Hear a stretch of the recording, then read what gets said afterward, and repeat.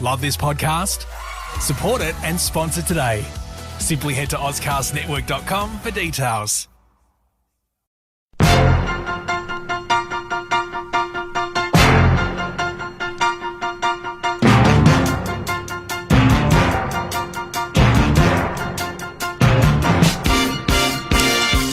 Hi everybody, welcome to the garage. I'm Jeremy Cordo. Peter Clayton is behind the camera holding his cup of tea. What's written on that cup, by the way?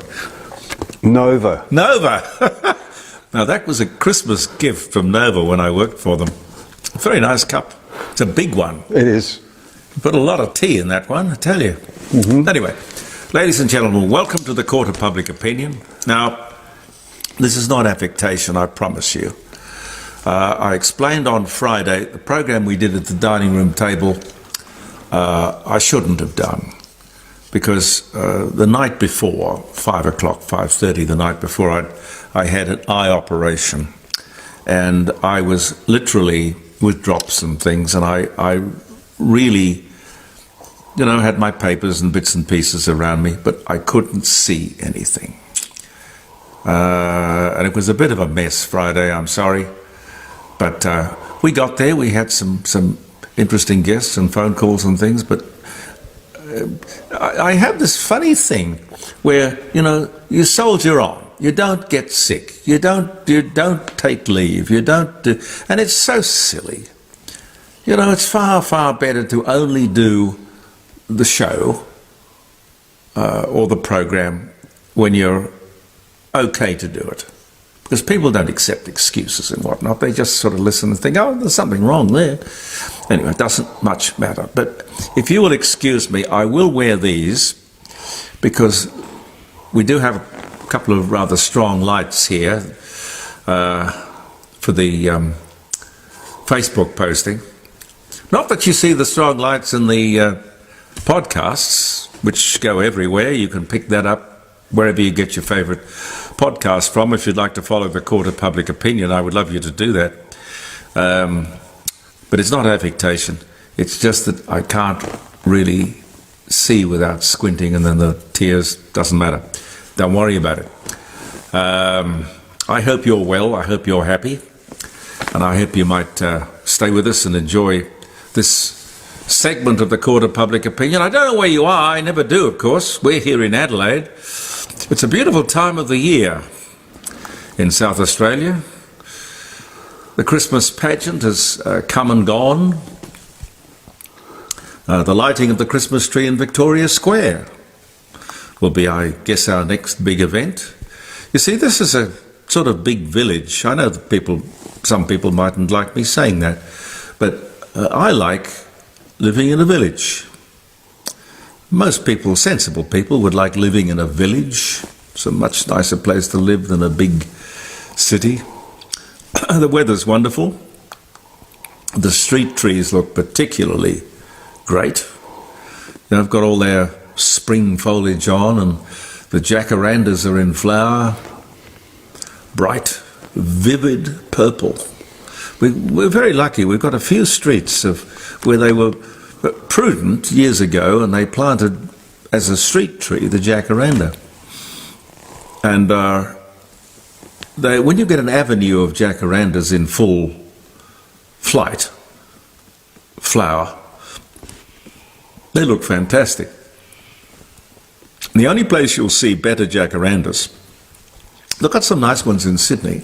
You need a bit more humidity than South Australia, but where you if ever you get up north coast of New South Wales, up to Grafton, where I started in radio, I had my first gig at 2GF in Grafton, they actually have a jacaranda festival because all the street trees are jacarandas.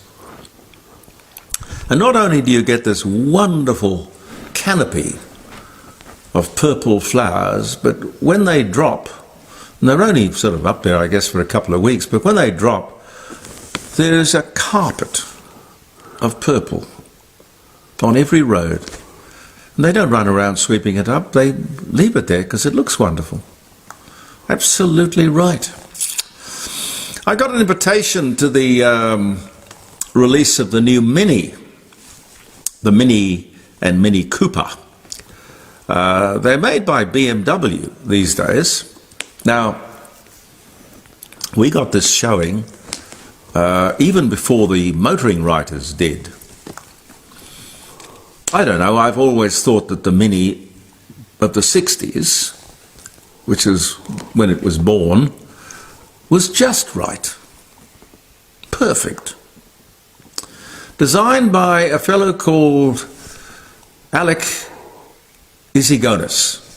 Sir Alec Isigonis. Full name, Sir Alexander Arnold, no, what was it? Constantine Isigonis. Sir Alexander Arnold Constantine Isigonis. The car was revolutionary. Wonderful design, box-like, but strangely stylish. East-west engine, front-wheel drive. Sir Alec also designed the Morris Minor. I could tell you some stories about the old Morris Minor going back into the 1940s. This was when BMC was around, British Motor Corporation, as it was called back then. They made millions of them, millions. The Morris Minor and the Mini Cooper. And before that, of course, MG, the M in MG, famous brand, now owned, I think, by Indians or Koreans. Chinese. Chinese? Yeah. Okay. And all electric, I hear. That's another story. The M in MG stood for Morris Garage, which is where the Morris Minor began. Down here, there's a 1949 low-light side valve convertible Morris Minor. Beautiful, beautiful little thing. Wonderful design. But as I say, there are lots of stories I could tell you about Morris Minors. But anyway, this is about the Mini. When you look at the new one, the BMW Mini, I just don't think it's in the same league as the old one. There's a bit of a nod to the old design, but I'm not in love. It'll probably sell very well. Probably it's just that I like living in the 1960s. I don't know. Oh yes, and I almost forgot, they are electric. They are electric. They told me that everything they made, that's BMW, by 2030 will be electric. Sad. I found myself thinking perhaps I'm wrong about electric cars. Could these people, so many, perhaps they're right. They could be right. Then I remembered the referendum, when every big-name company and organisation and community leader, the media or the media, and their high-profile, high-paid personalities all said, vote yes. And one could think, how could all of these people get it so wrong? Why did they get it so wrong? Well, they did. Doesn't matter how big and how powerful and how prominent you are, you can still get it wrong. And the electric car thing might just be the same. This fixation with electric cars is about climate change. And whether we are driving electric cars or not, the climate will go right on changing, ladies and gentlemen. That is the truth. And ahead, of course, with electric cars are all the problems. They won't go away. Batteries that explode, a grid that can't cope, dubious resale value, insurance companies that don't like them, ridiculous cost of repairs. But just like the referendum, no logic, no questioning, no hesitation, no criticism. Electric cars are the answer. Okay. But what was the question? And here we are in Australia, and that's all we're responsible for. Australia, just Australia, not the world. We produce 1% of global emissions. So what is the problem we are trying to fix? And I saw on television just this afternoon before we came down to record, there was a electricity company flogging their services. Zero is the most important number, this woman passionately said, followed by this statement: zero is everything. Now, you may have seen the ad on TV,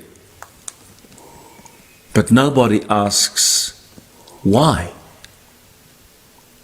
Zero by 2030 or 2050, it could be zero right now, here in Australia, and it would mean absolutely nothing. Nothing we can do now or 2030 or 2050 will change anything environmentally. And that is a fact. Where's the media to ask that very pertinent question, ladies and gentlemen? So we've got to ask ourselves, what are these? I'm speaking generally here, not about this particular company, but what are these promoters of zero really up to? It must be to wreck the economy and destroy the best country in the world. Then, the only other thing you have to ask yourself is, are we going to let them? Are we going to swallow this absolute garbage of pursuing net zero emissions and pretending that we can export coal to India and China, and that they are somehow burning it and putting it up into a completely different atmosphere that we won't have anything to do with? Hey, fellas, there's one atmosphere. One.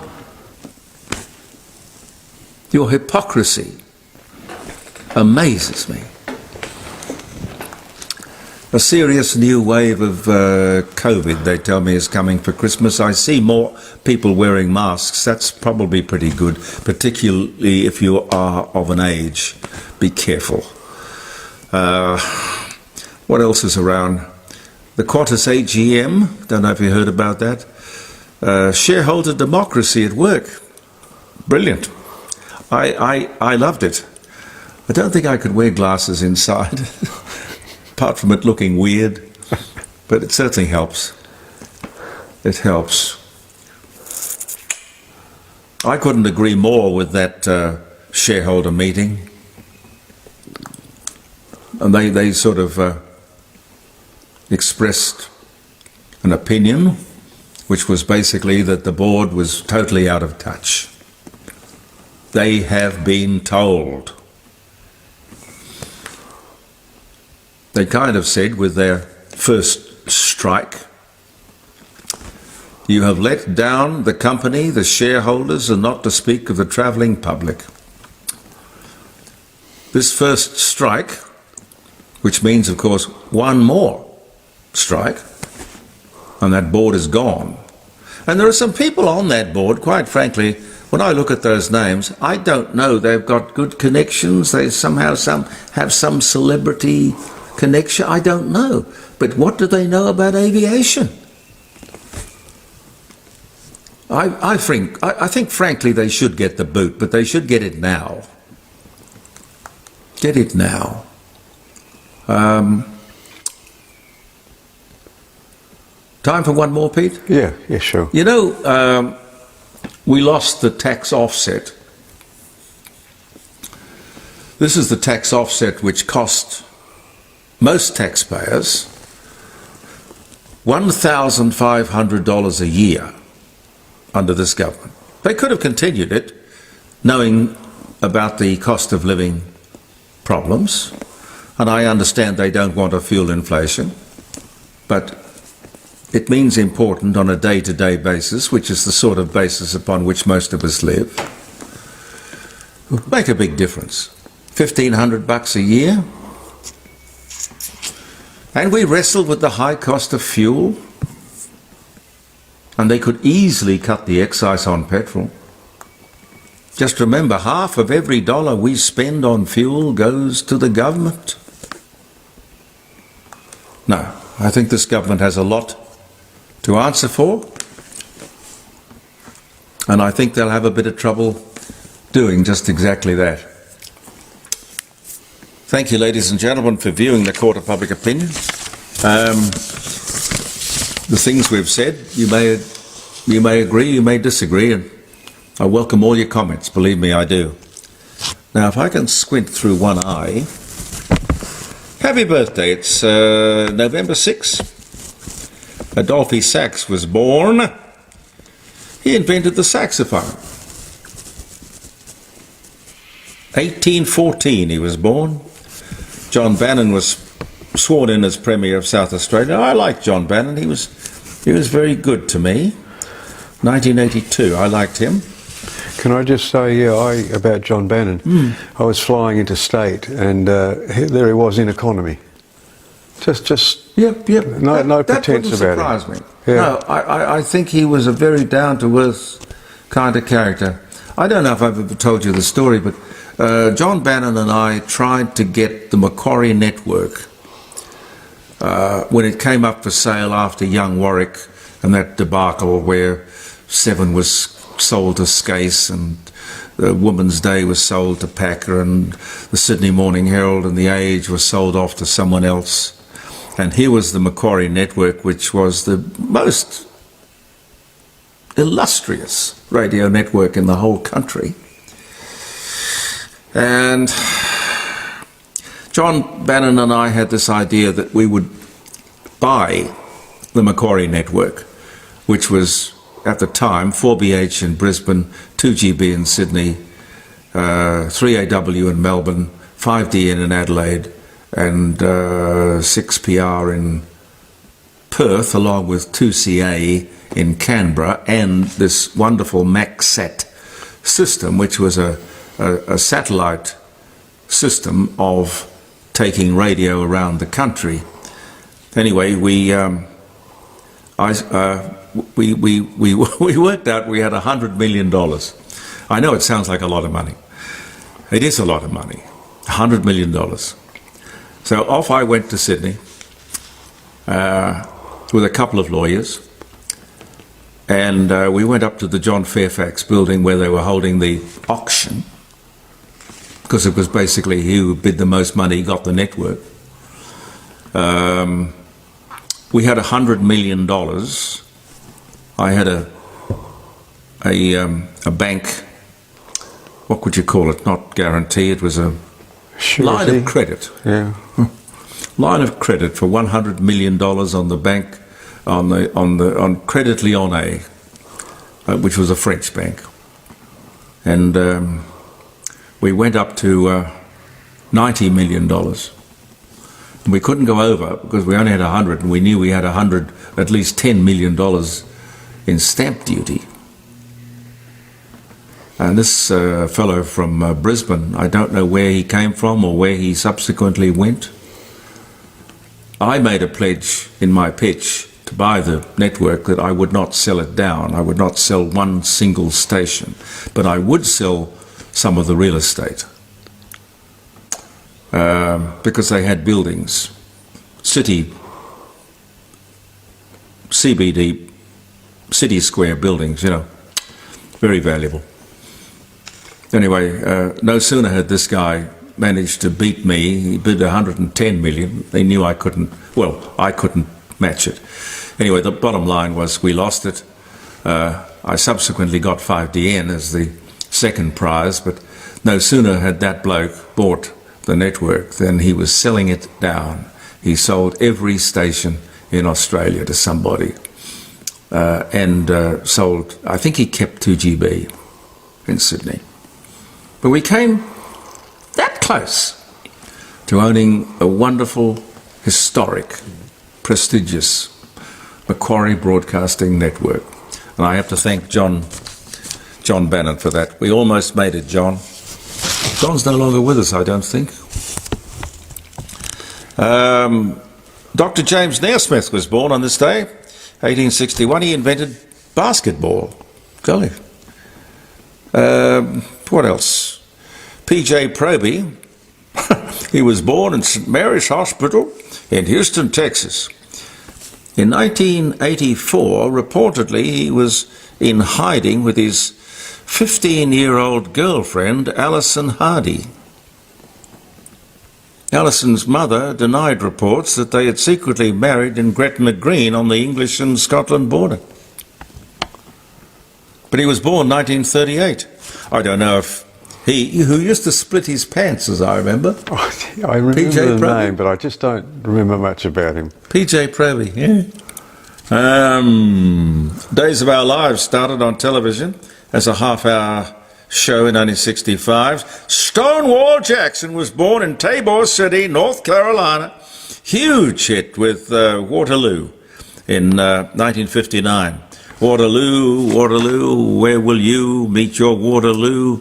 Every puppy has his day, everybody has to pay, everybody has to meet his Waterloo. Ain't that the truth? Ain't that the truth? Oh dear, these bloody eyes. Peter Tchaikovsky died in 1893. Ronald Reagan is elected President of the United States in 1984. Prince Charles and Princess Diana conclude their visit to Victoria to celebrate their 150th. 1985, that was. John Philip Sousa, born in Washington in 1854, he composed all those wonderful marches, you know, including the Stars and Stripes Forever. What else can I tell you? Oh, Noah was born. How would anyone know when Noah was born? How would anyone know? Let me tell you the date anyway. It was 48 BC. On this day, Noah was born. Happy birthday, Noah. Can anyone tell me Noah's wife's name? We used to have a lot of fun with that on 5DN. Went on for years. Not even a theologian knows what Noah's wife was named. But I guess women were not given any kind of prominence back in the Noah days. Okay, what was her name? Oh, we had all sorts of suggestions. Rachel, I can't remember. That's not to diminish her importance, because Noah was important, for God's sake. The ark and all of that. Anyway, ladies and gentlemen, thank you very much for viewing the Court of Public Opinion, putting up with my dark glasses. I say again, not affectation. Just a good idea. Believe in yourself. We'll see you tomorrow. Bye for now. Love this podcast? Support it and sponsor today. Simply head to AuscastNetwork.com for details.